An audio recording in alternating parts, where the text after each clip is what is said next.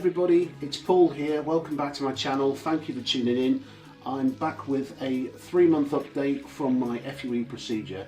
I would say it's just short of 3 months because basically my 3-month point would be the 7th of November.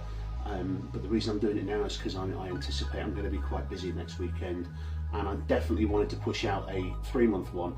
I didn't do a 2-month one in the end because I thought, well, not an awful lot of change from the 8-week point to the 2-month point. It's seemed pointless doing a 10-minute clip and trying to pad it with basically nothing.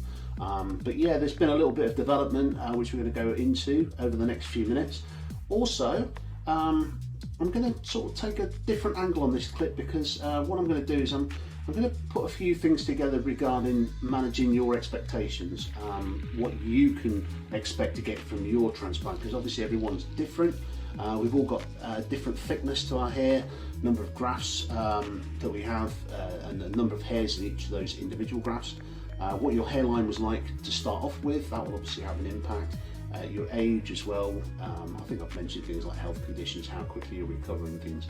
You know, everybody's different basically. So what we'll do then is we'll have a look at all that and a quick update of, you know, the changes that have taken place. I've had another haircut since, haven't dyed it yet still, so it's very much the same way as it was, but hopefully you can see already that there's a little bit more growth there. It was a little bit well, I'll say faded.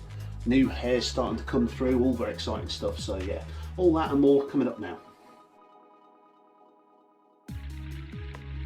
So I had 3,000 grafts, as I mentioned in my first video, all transplanted from the standard donor area, and basically you'll see from the initial pictures they did the temple area all the way across the top and around the crown area as well.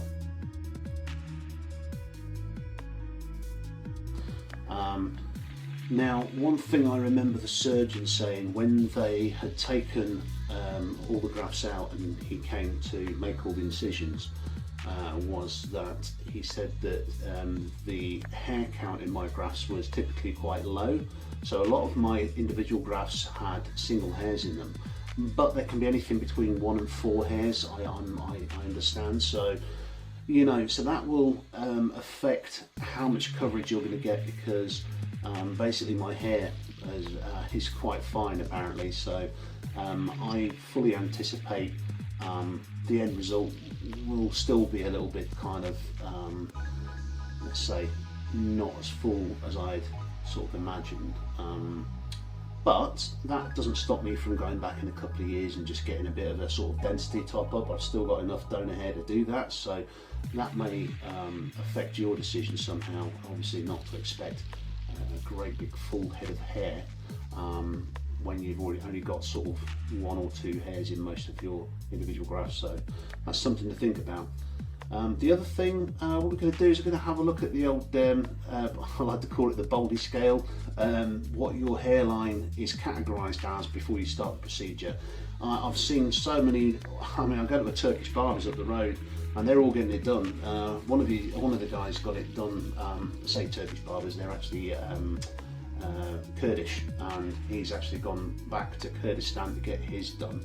And there's a couple of the young lads getting it done, but they were showing me, they were lifting the hair up, and there's literally a tiny bit of recession just there, and that's it, you know, and they're getting that done. So I mean, you know, I waited until, well, you can see where my hairline is, so yeah.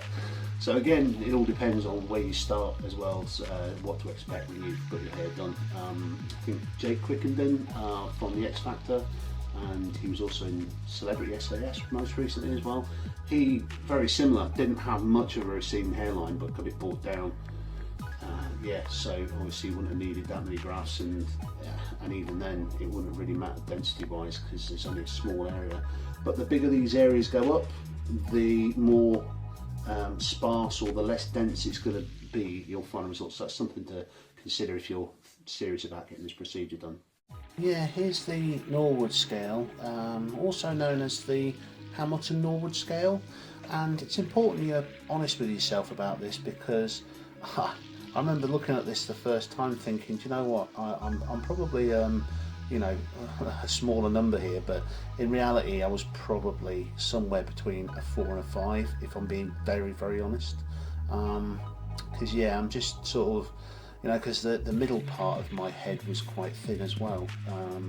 Not quite 6 or 7ish, but you know, I could sort of notice that there was thinner hair going on there. So yeah, I think looking at the Turkish barbers that are all getting this done, like I said, I think they're probably, you know, a 2 or a 3 at most. So yeah, I would definitely consider myself just over a 4 looking at this, and obviously looking at my other pictures. What do you guys think?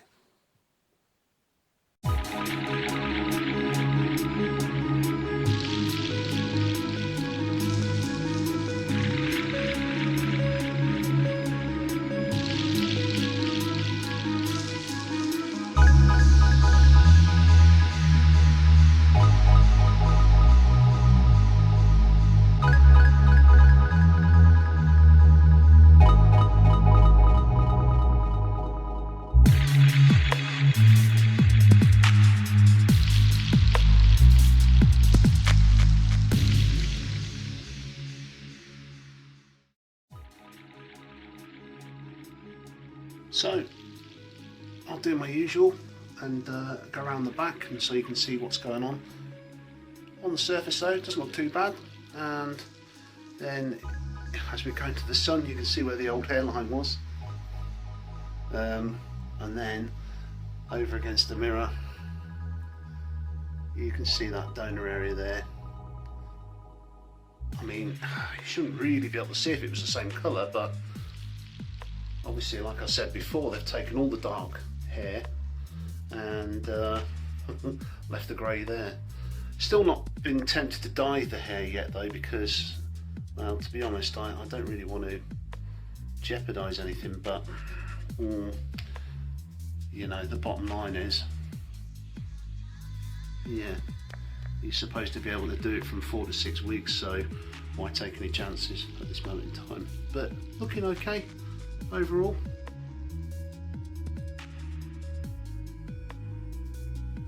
So close up,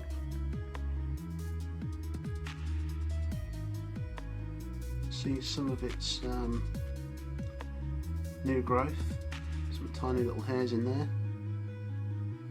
and there's a lot of the old stuff as well, which is a bit mad, hence all the little curls and everything. There's that tight curl just there right in the middle of the screen. But yeah,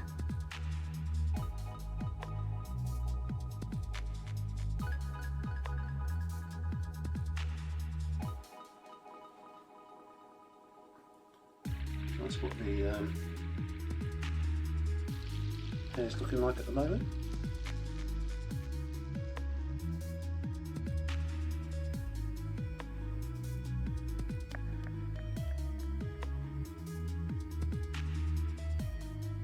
Okay, that's the crown area.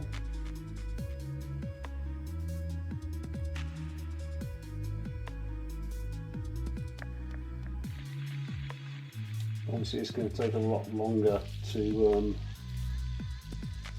grow. Okay. Well, hopefully you enjoyed that, and hopefully some of you found it useful.